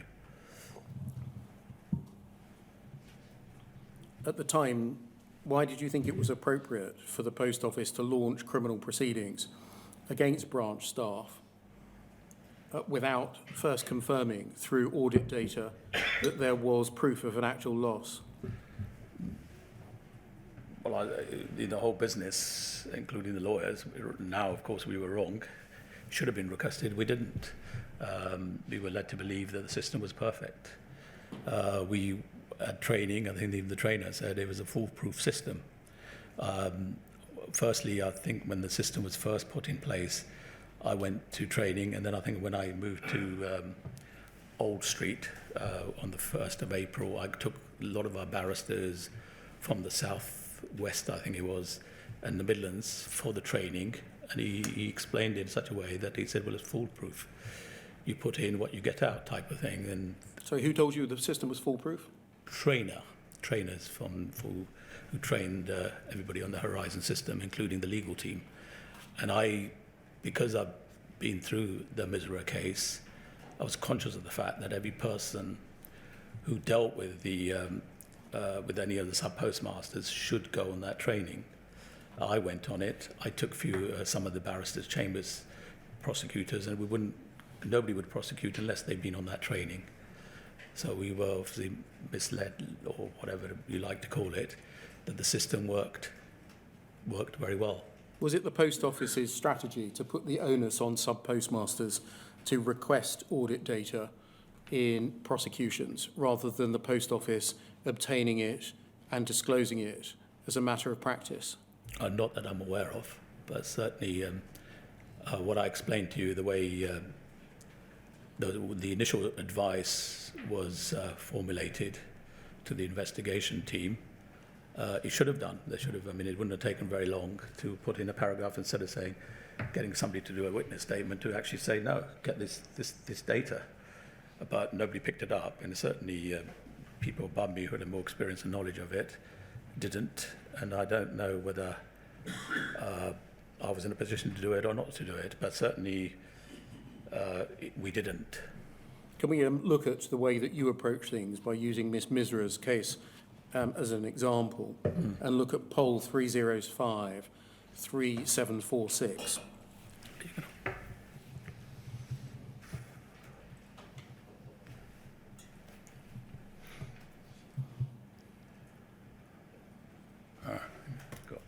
We see this in a letter dated the 11th of January 2010 to Kuma Rich.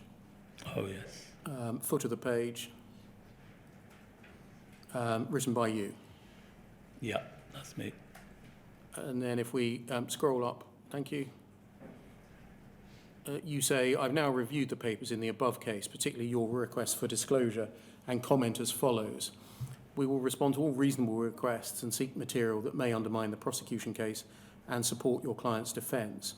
We understand in general terms that you're seeking to challenge the integrity of the Horizon system. We feel obliged to point out, however, that as you have not served a defence statement which raises any issue whatsoever with the Horizon system, if any apparent errors were occurring in the indictment period, your client should have a good knowledge of what they might be, simply because she would have regularly been checking the stock against the Horizon records. We take the view that a detailed defence statement is required in this case, which fully particularises any problems with Horizon upon which your client would seek to rely at trial. The defence statement should obviously make clear what the issues in the case are.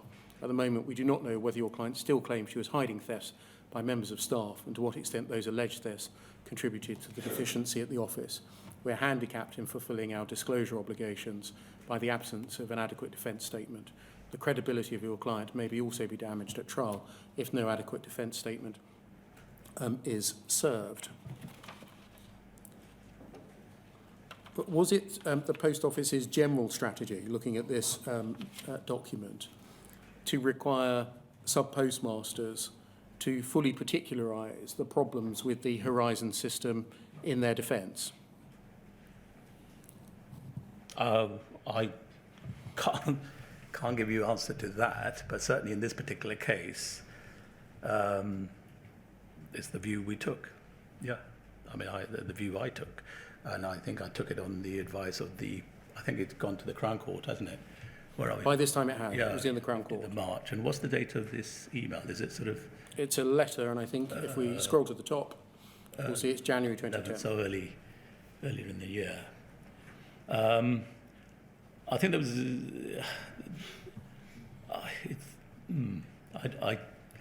I don't know the details of it.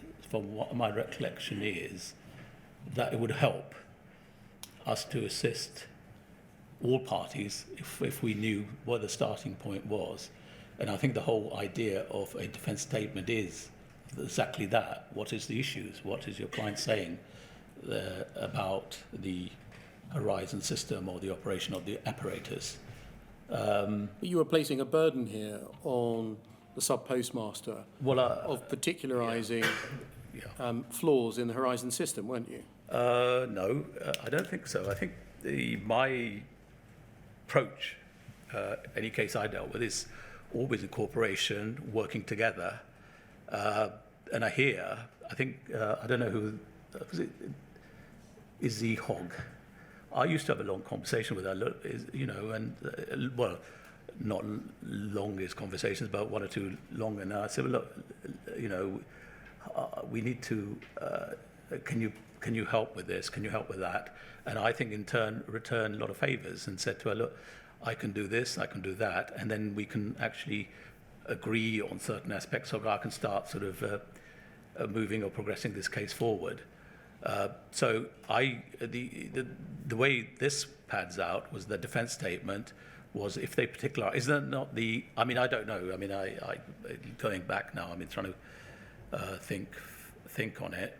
Is not the idea of the defence statement is exactly that? What is your client's defence? What are the issues? What are you saying that we did wrong, or what's, that's the way I understood it, and that's why we were with it. I mean, it wasn't. At this time, the Post Office hadn't disclosed any audit data or call logs to Mrs. Misra. correct? I don't know. I mean, Right, take it from me, the Post Office had not disclosed any call logs or audit data to Mrs. Misra by the 11th of January 2010. yeah, How was Mrs. Misra to fully particularise the Horizon issues experienced at West Byfleet without at least access to that information? it's a while ago. I mean, I can only go by what I've read and what the paperwork you sent me. I think there was no ulterior motive in that. I think the only way would be is to try to assist and agree, the starting point more than anything else. I mean, if it was up to me, I would have more or less said, look, from the moment she started work, or even the year before, here's the data, and even the year after. But the thing is, it wasn't as simple as that. And that's probably my mistake in this case, was that I thought it was straightforward. The post office would want to provide it, but then they had all sorts of a contract and agreement with a third party. That's where the problem laid. But that here, it wasn't what you were suggesting. I mean, not certainly when I read that email. It was really a starting point with a view to progressing it and trying to assist the defence any which way I could. Sorry, it's a long answer. I shouldn't really. So no, that's not what this is about. You tell us in your witness statement, it's paragraph 256, that you played a role in obtaining the audit data in the criminal proceedings against Mrs. Misra because it was required by the investigation and security team, okay? 21156. Again, I'm sure your solicitor will say something if I mis-summarise. No, Just slows us- sorry. No, I take it. Sorry about that. Yes, okay. It slows us down if every time we have to go. No. Sorry, of course. I'm just summarising so we don't have to get it up on the screen. No, You tell us that you played a role in obtaining the audit data in the criminal proceedings against Mrs. Misra because it was required by the investigation and security team, okay? Yes. Can we look, please, at UKGI 0014895, please? Oh, yes. It's an email from the defence solicitor, Izzy Hogg, to you, saying we refer to Judge Critchlow's order. There's a problem with their office system. We enclose a request for disclosure, third paragraph.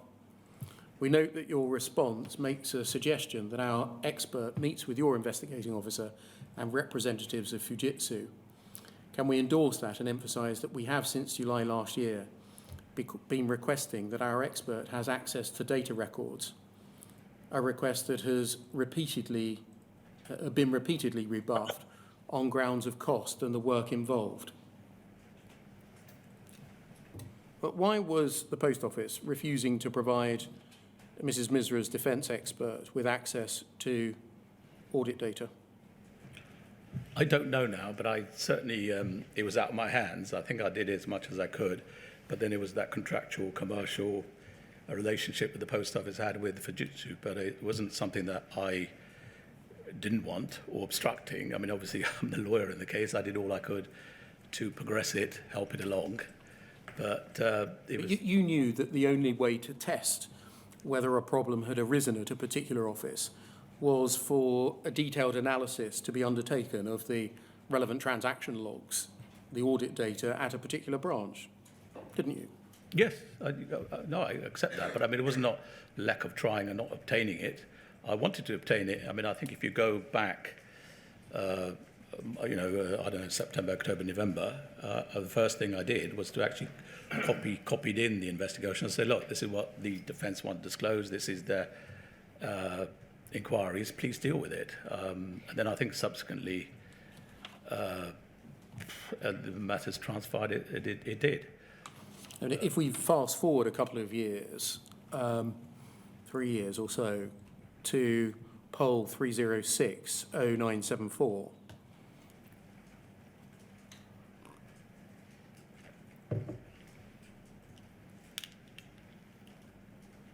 and look at page 3, please.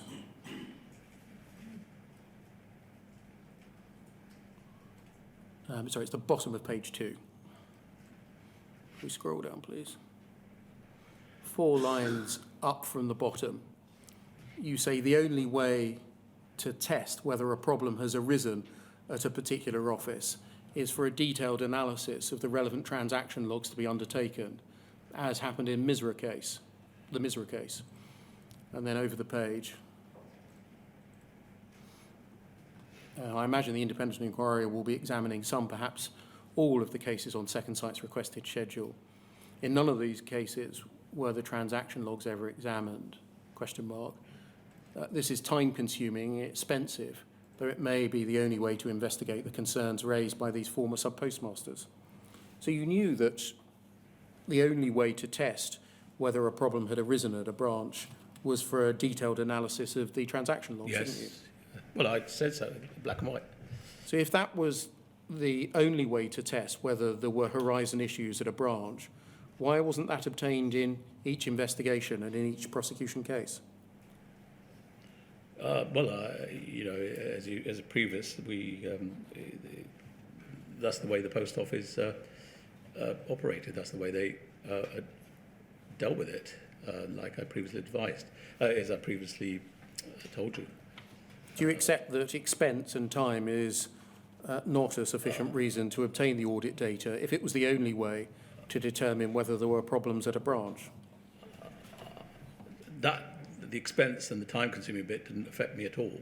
I wanted it, but That's it was... an answer to a different question. Do you accept that time and expense is not a reason? No, it's no reason to not obtain the data? Not when somebody's liberty is at stake and the other things I read from the impact statements. No. Okay, we'll go back to the story then, back in February 2010, Yes. FUJ 0012 2713. We've looked at the defence requests already for disclosure from Izzy Hogg of audit data.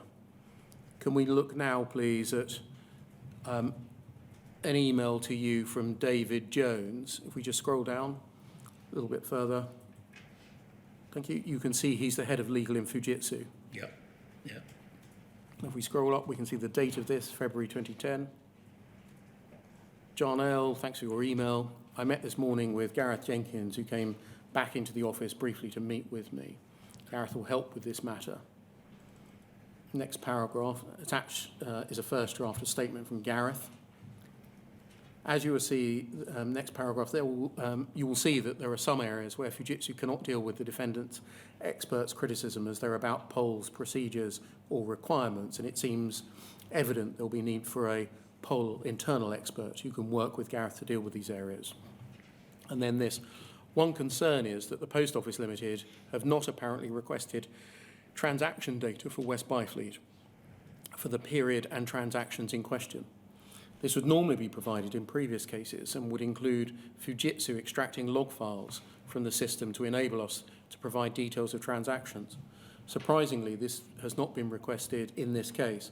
Perhaps you would consider the need for this. So it wasn't just the defence that was saying to you that you need to obtain the audit data. It was the people who developed, operated and ran the system were telling you it too, weren't they? Yes, there's no dispute about that. Yes, of course. You need them. It's essential. It's a must. Was audit data ever requested before a person was suspended or dismissed? I don't know. That's some question for the investigation team. I didn't get involved in that. Did you ever see a case in which audit data was obtained before a person was suspended or dismissed? As I said to you, the legal team saw the investigation file. What happened prior to it, it didn't. I can't say. Was audit data ever obtained before the file was submitted to you for advice? I don't know. Did you ever see an advice file that contained audit data where you were asked to advise on evidential sufficiency, i.e. before the lawyer was asked to advise? Not any of my files, no. And is the answer to the question I was about to ask, why, the same as before? It's because just we didn't do it that way? Yeah. Are you asking specifically about Mrs. Misra's here, or are you asking generally? Generally. Yep. You read the papers. That's what it is. Can we move forwards, please, to FUJ 0012 2735?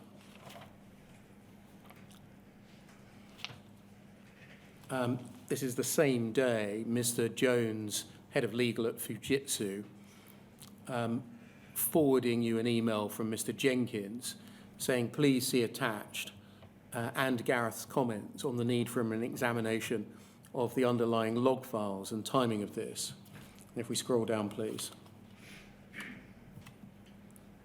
Mr. Jenkins said, the simple answer is that without retrieving the logs, everyone is speculating. And as discussed this morning, nobody has bothered to ask us for any logs. At this stage, it's not at all clear what transactions are thought to be missing at what time or even in what time period. Analysing logs over a long period is very, very time consuming. This is not going to happen by Monday. So again, the defence solicitor was asking, the head of legal for the firm that developed and operated the system was asking, and Mr. Jenkins, the proposed witness, was asking for the logs, the ARQ data, to be obtained. But why hadn't it happened by now? Well, I think you got the emails. I certainly requested it. It's a really internal matter for the other departments. I think if you from the emails you've provided me with, there's a lot of emails which I'm not copied into, whereby the head of Fujitsu Legal, David Jones, is having conversations about that with the commercial and contract teams of the post office, and I think at the same time the investigation officer is all he can to get authority. And I think when we do obtain authority, we got Penny Thomas, who is the prosecution support team, who the Fujitsu work with the post office, asking it got to be done in a certain way by a certain person within the post office. So that's where the answer is. It's not because I don't want it or I didn't request it. It's the way the whole system operated. Can we see what you did when you were confronted with this three-pronged request? Defence solicitor, Fujitsu, and Mr. Jenkins. FUJ 0015 2957. And look at page 2, please.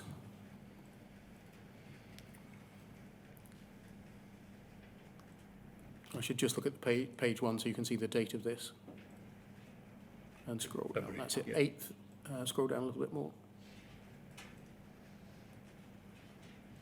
Yeah, your email, your secretary on behalf of you, to David Jones, 8th of February. We've just been looking at email exchanges of the 5th of February, so we're 3 days later now. Over the page, please. You say, 4th paragraph, we're keen that the defence are given suggestions as to how they can efficiently test their theories against the Horizon data. We do not want them to say they will not have time before the trial. We anticipate that it would not be very difficult to test their theories against a short, but I think that's supposed to be representative, is that right? Yeah, but representatives, yeah. But representative span of data. For example, from the months when Mrs. Misra has admitted false accounting, 15th of November to the 14th of December 06, 16th of May to the 16th of June 07, 14th of November 07 to the 15th of December 07, and 9th of January 2008. It'd be helpful if Mr. Jenkins could consider practical and efficient ways in which the defence might be able to test their theories. So you said that the Post Office essentially was keen for a short but representative span of data. But where did you get these dates from? Oh, but I'm now working with the barrister in the case, I'm conscious of the fact, the complexity of the case. So what I'm doing is two things. Firstly, saying, look, this is where we are. What do we do?